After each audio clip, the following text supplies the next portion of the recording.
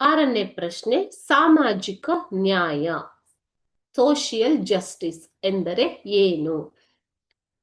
ದೇಶದಲ್ಲಿ ಉತ್ಪಾದನೆಯಾಗುವ ಆದಾಯ ಇನ್ಕಮ್ ಮತ್ತು ಸಂಪತ್ತು, ಓಕೆ, ಅದನ್ನ ಜಾತಿ, ವರ್ಗ, ಅಕ್ಷರಸ್ಥ, ಅನಕ್ಷರಸ್ಥ, ಬಡವ, ಬಲ್ಲಿದ, ನಗರ, ಗ್ರಾಮೀಣ ಎಂಬ ತಾರತಮ್ಯವಿಲ್ಲದೆಯೇ ಎಲ್ಲರಲ್ಲಿ ಸಮಾನವಾಗಿ ಹಂಚಿಕೆಯಾಗುವುದನ್ನು ಸಾಮಾಜಿಕ ನ್ಯಾಯ ಎನ್ನುತ್ತಾರೆ.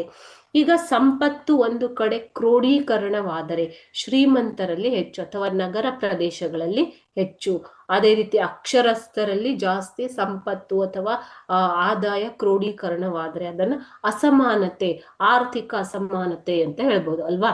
ಸೊ ಇಲ್ಲಿ ಸಾಮಾಜಿಕ ನ್ಯಾಯ ಒದಗಿಸುವುದು ಅಂದರೆ ದೇಶದ ಎಲ್ಲ ವರ್ಗದ ಜನರನ್ನ ಒಳಗೊಂಡು ಅಕ್ಷರಸ್ಥ, ಅನಕ್ಷರಸ್ಥ, ಬಡವ, ಬಲ್ಲಿದ, ಯಾವುದೇ ಮೇಲ್ಜಾತಿ, ಕೀಳ್ಜಾತಿ ಅಥವಾ ಯಾವುದೇ ಧರ್ಮ ಭೇದವಿಲ್ಲದೆ ವರ್ಗ, ನಗರ ಪ್ರದೇಶ, ಗ್ರಾಮೀಣ ಪ್ರದೇಶ, ಈ ರೀತಿಯ ಯಾವುದೇ ತಾರತಮ್ಯವಿಲ್ಲದೆ ಎಲ್ಲರಲ್ಲಿ ಸಮಾನವಾಗಿ ಸಂಪತ್ತು ಮತ್ತು ಆದಾಯ ಹಂಚಿಕೆ ಆಗುವುದು, ಡಿಸ್ಟ್ರಿಬ್ಯೂಟ್ ಆಗೋದು.